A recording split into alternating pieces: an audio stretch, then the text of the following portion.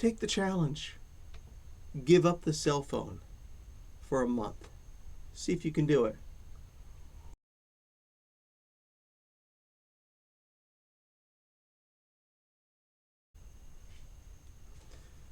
Hi, I'm Jason from Jay-Z's Apologetics and Jay-Z's Photography. Today I'm smoking a cigar and drinking coffee espresso from my Rush Limbaugh Give Peace a Chance cup from 2007. Today I'm going to give you a challenge. Give up your cell phone. Give up your smartphone. Maybe a week, maybe a month, depending on your level of addiction. Now, I know what you're thinking right now. You're not addicted. But I use my cell phone for everything. It's my lifeline. I pay bills with it. I pay for my gas with it. I have all my social media on it. That's the problem right there. See, people look at me and they say, "You have a dumb phone." Yeah, I do. It's a Sonim Rugged, not a smartphone at all.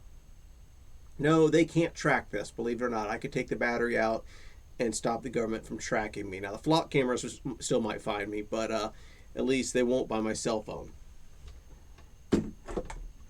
Why do I have that?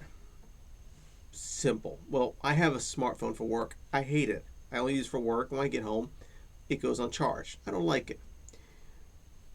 Now, that's me. But see, I'm not addicted to the cell phone. And you might think, well, I'm not addicted to it either. Are you or aren't you? Let's be honest. If you go out in public, keep your cell phone in your pocket or in your vehicle and look around. Look who's actually looking around, looking people in the eyes. Look around to see who's doing this. Majority of people are. I've watched people get hit by cars because they're doing this, and they walk right out in front of vehicles. I think they're called phone zombies, we call them. Why am I telling you this? Years ago, when everyone smoked cigarettes in the military, you would stand around and be smoking and joking. Cigarettes are bad for you. Not gonna lie. Not a fan of them. But the addiction to a cell phone is way worse than any nicotine addiction. How do I know? I've seen people get agitated when they don't have cigarette money. They don't have a cigarette because they don't have that nicotine. I've never seen someone throw a temper tantrum or a fit. I've never seen someone who drove 30 minutes and realized they forgot their cigarettes and had to turn around and drive back.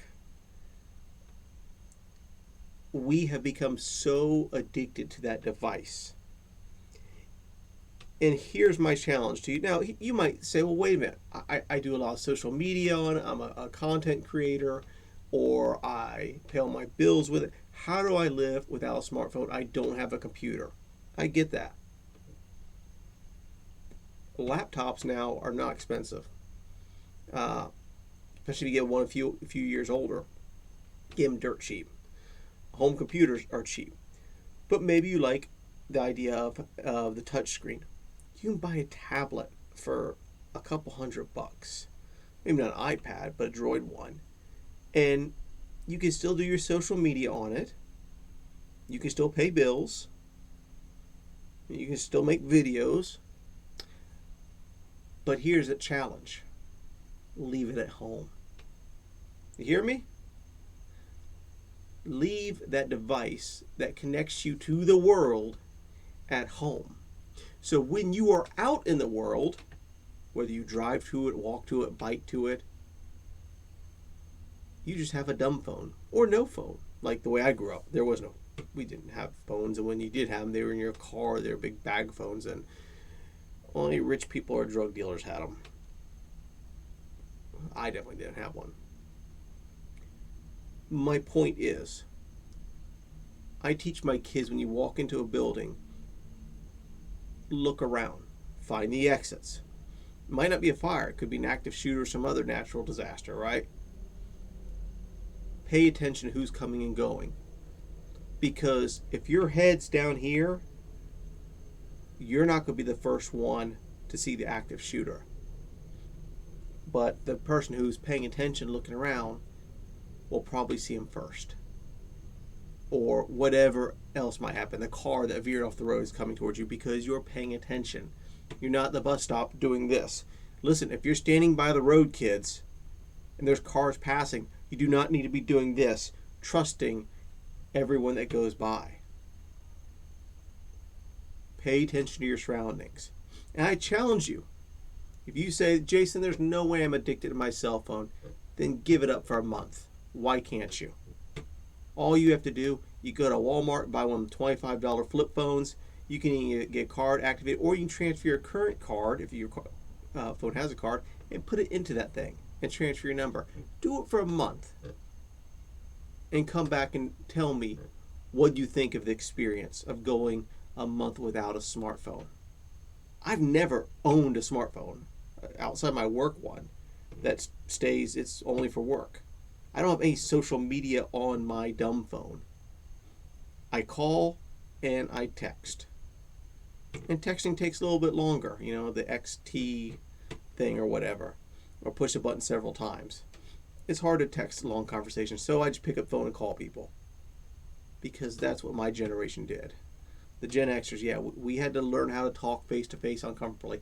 When we had a girl's phone number, we had to pick up the phone and dial the number, hoping she would answer, praying to God she would answer.